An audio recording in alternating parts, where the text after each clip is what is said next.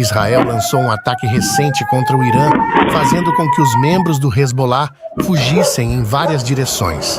O grande comboio se dispersou e os rebeldes nos veículos estão tentando escapar. Israel conseguiu destruir várias armas secretas de uma vez.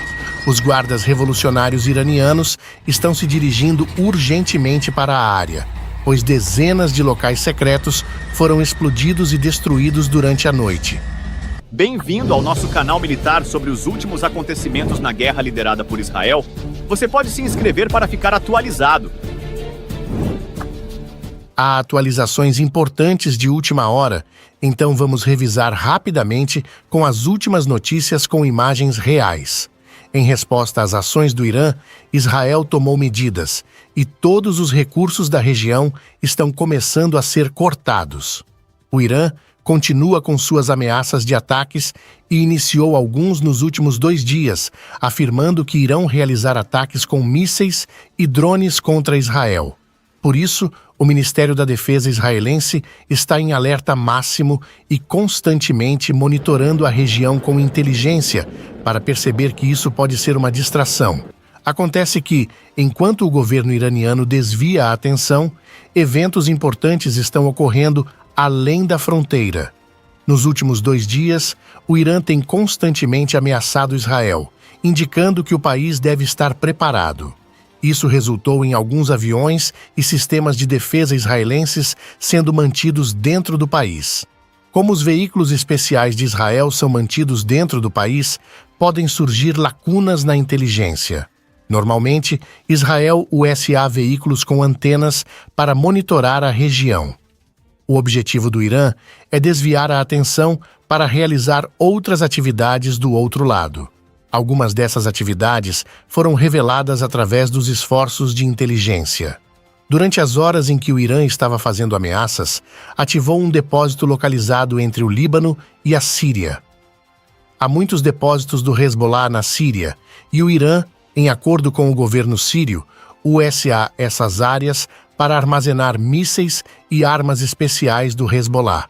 Durante a noite, começaram a transportar armas desses depósitos, enviando-as para o país, especialmente da região mais ao norte do Líbano, que está mais distante de Israel. Provavelmente, os satélites de Israel detectaram a situação. O aumento da atividade na fronteira e a presença de veículos de transporte chamaram a atenção. Como resultado desses eventos, muitos alvos foram identificados logo abaixo da cidade de Al-Qasser. Alguns veículos já chegaram a seus destinos, enquanto outros ainda estão a caminho. Um total de 5 áreas diferentes foram identificadas pela inteligência para controlar a situação. Os caças israelenses sobrevoaram o Líbano em alta velocidade para chegar a essas áreas.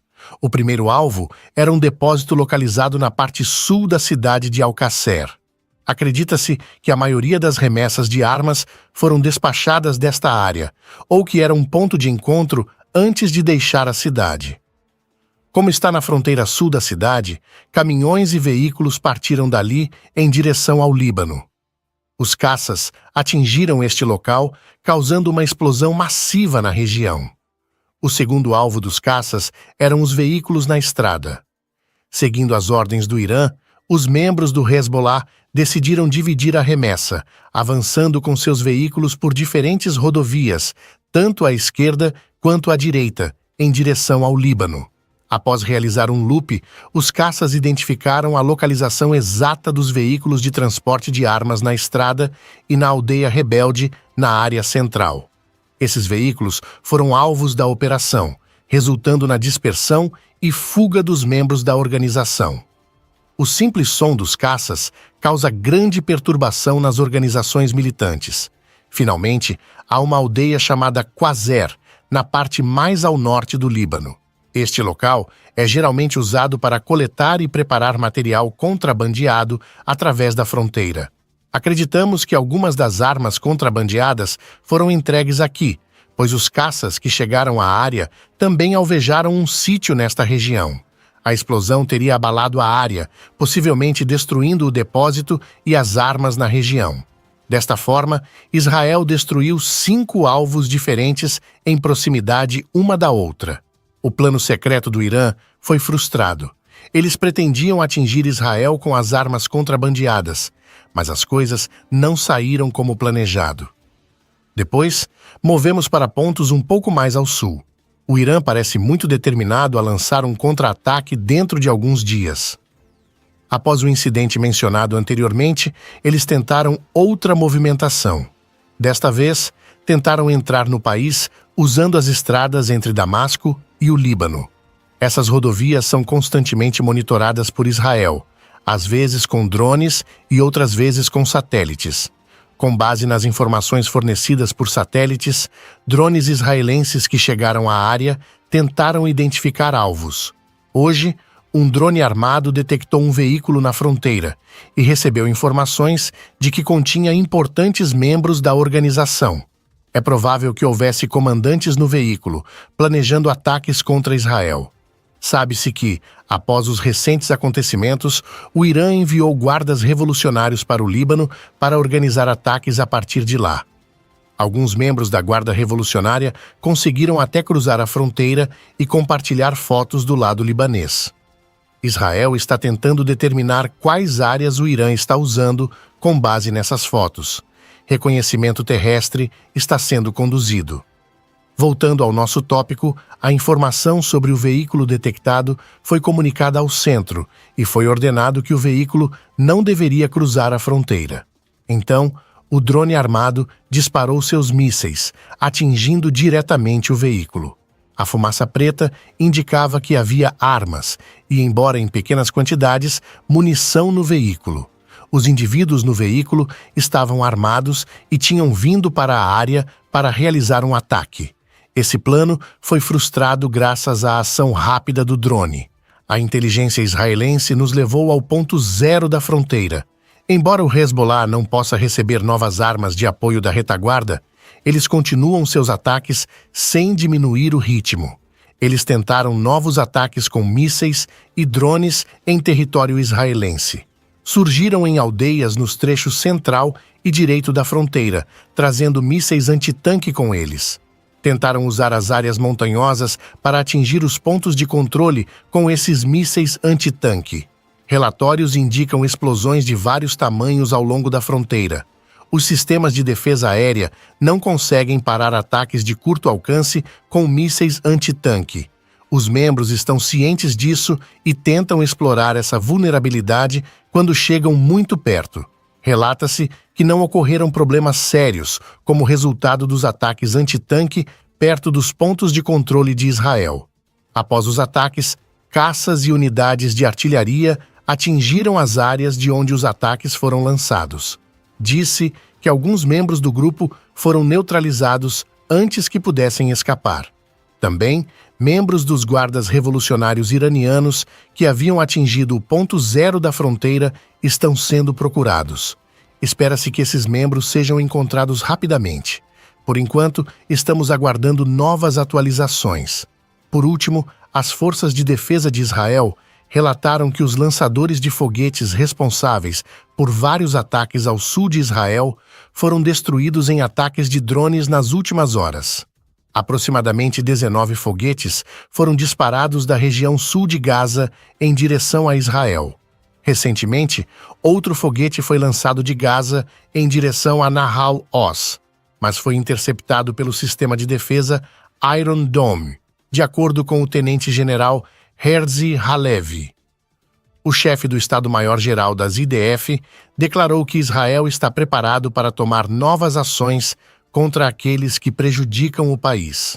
Durante uma visita recente aos soldados na faixa de Gaza ontem à noite, Herzi Halevi observou que Israel está pronto para tomar medidas mais amplas, oferecendo inteligência de alta qualidade e precisa e realizando operações ofensivas enquanto enfrenta os riscos contínuos. Ele afirmou que Israel já demonstrou sua força em Beirute e Gaza e continuará a se defender vigorosamente, lançando contra-ataques quando necessário. As forças de defesa de Israel relataram que um ataque de drones em Khan Yunis, no sul de Gaza, eliminou lançadores de foguetes destinados a um ataque em Israel.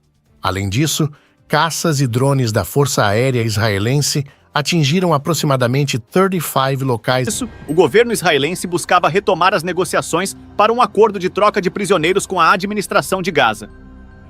O objetivo era assegurar o retorno dos reféns israelenses às suas casas.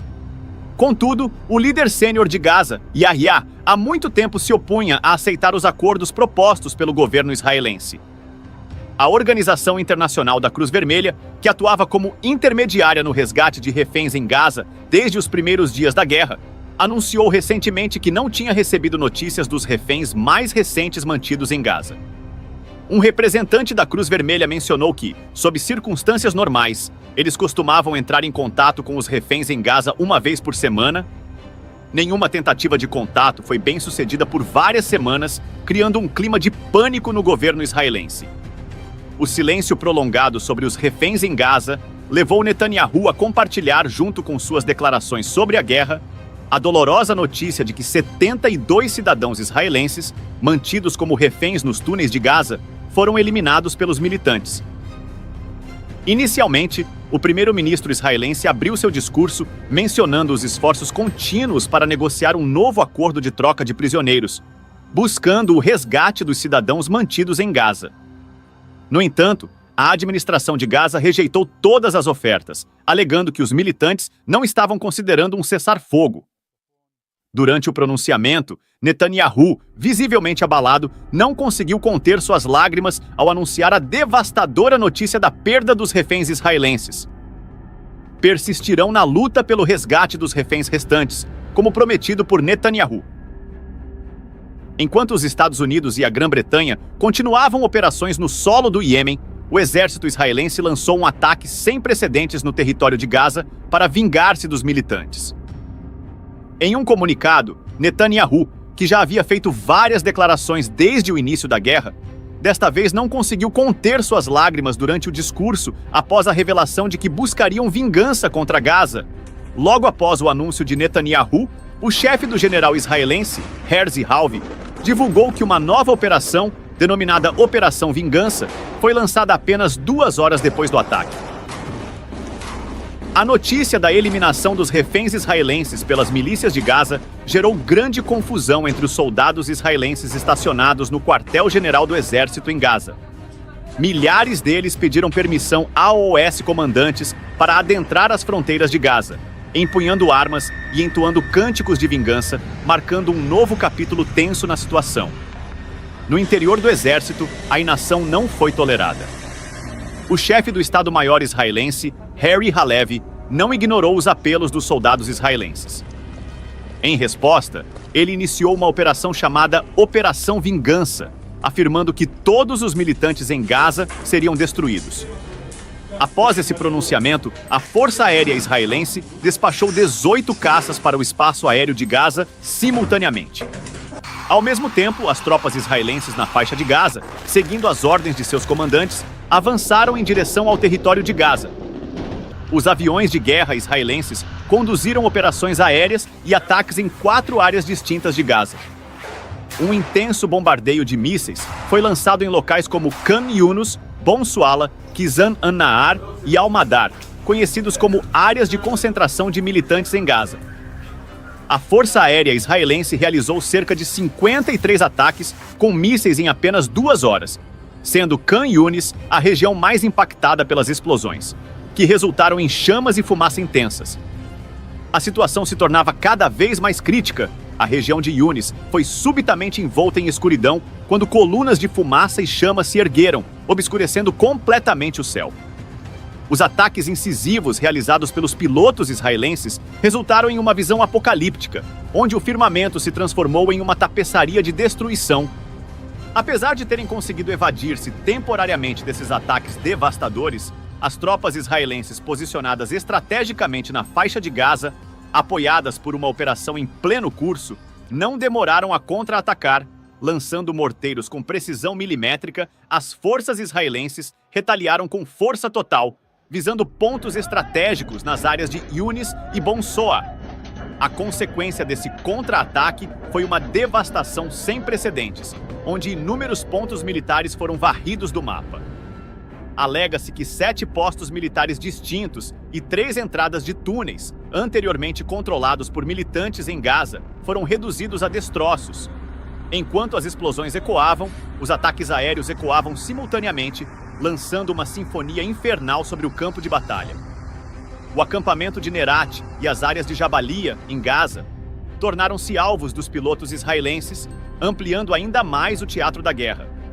O som ensurdecedor das explosões, mesclado com a intensa atividade aérea, transformou a paisagem em um cenário apocalíptico de caos e destruição.